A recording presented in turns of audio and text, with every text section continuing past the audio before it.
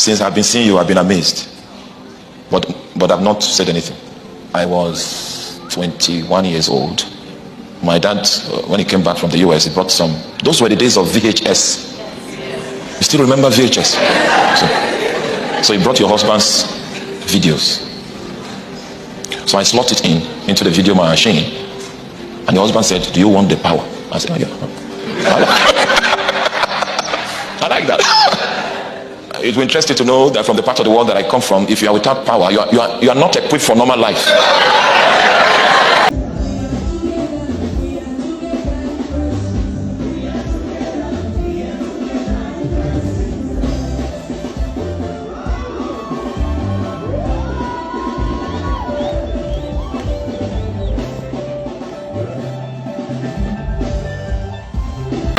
You are handicapped. You are handicapped. May the Lord give you understanding. So he said, "You want the power?" I said, "I want it." He said, "Stretch your hand." Me, I went and laid my hands on the television, and that power was transmitted through the television. That's not all. After the transmission, I felt like a weight on my chest. That's the sign that I have till this day, anytime the presence of God comes. So I believe that I received something from your husband's ministry. Yes. May the Lord give you understanding. Jesus never sent anyone to proclaim the kingdom that was not equipped with power to undo the works of demonic activity. Never. In the whole Bible, he never sent anyone that was not competent in expelling devils in people and devils in territories. I know it is easy for the American believer to think that demons don't exist because there's a social security system.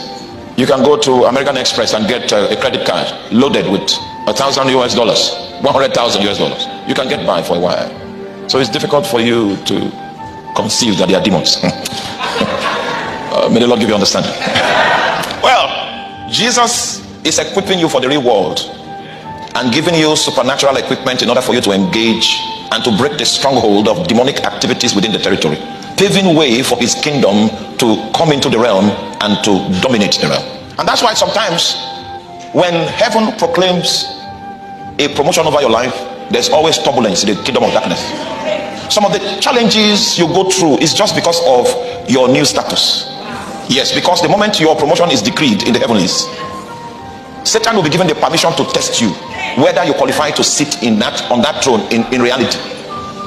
Yes.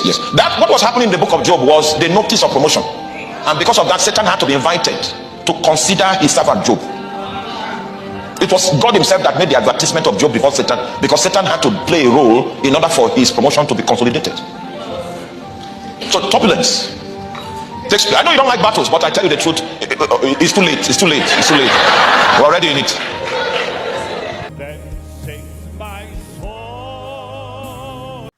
Welcome back to the moment of truth and enlightening class.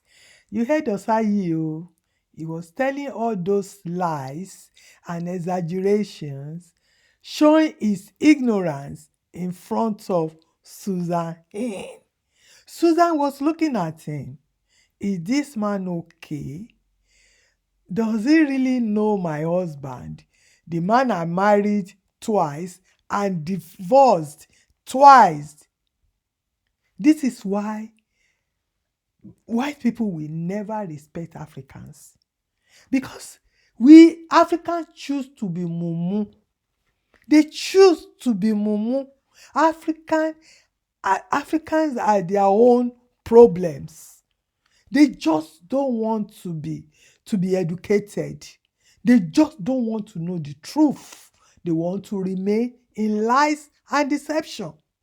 With all the confession of Benny, he has confessed more than 4 times now. Africans are still patronizing him. He was in Uganda, fooling everybody. And look at Osayi talking to Suzanne Hinn, how powerful her husband is. I wonder how he will feel now after Benny Hinn had come out again and again that all was gimmickry. Even after he said it was gimmickry, Africans still patronizing him. Listen to this foolish Osayi, ignorance man, is looking for the power of men, not power of God. Hey, he believed that after he lay his hand on the Benin video, the power has transmitted. The power has transferred into him. My God, my God. And some people are still following this Osayi. This same Osayi that went to the grave on John North in Scotland because he won the power of the dead. Go and watch it. It's in my video, in my playlist. Africa, who did this to you for Christ's sake? Why are you disgracing God like this? Limiting the power of the Almighty Father. Reducing the work of Calvary to nothing, to zero. And exhorting men, just walking against what the Bible warned us against. Why? Looking down on God like this. Why? Belittle God and exhorting men like this. Like this, for Christ's sake. With all this we are saying now, some foolish followers of Osayi will still come and argue. See the way Susan was looking at him. Because she knows that this guy is exaggerating. This guy is fooling people.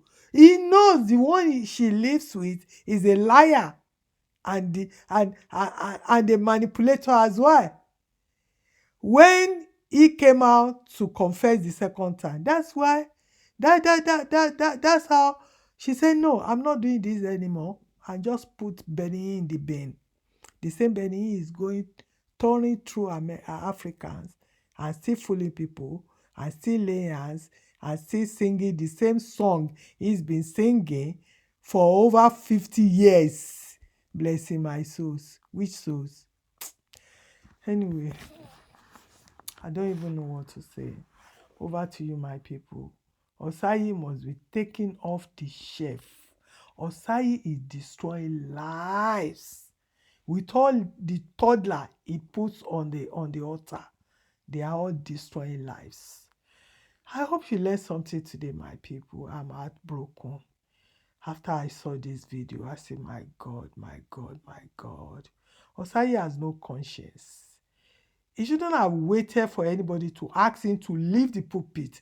After watching this video himself, he should have just packed it up. I see you on my next video, my people. Bye for now.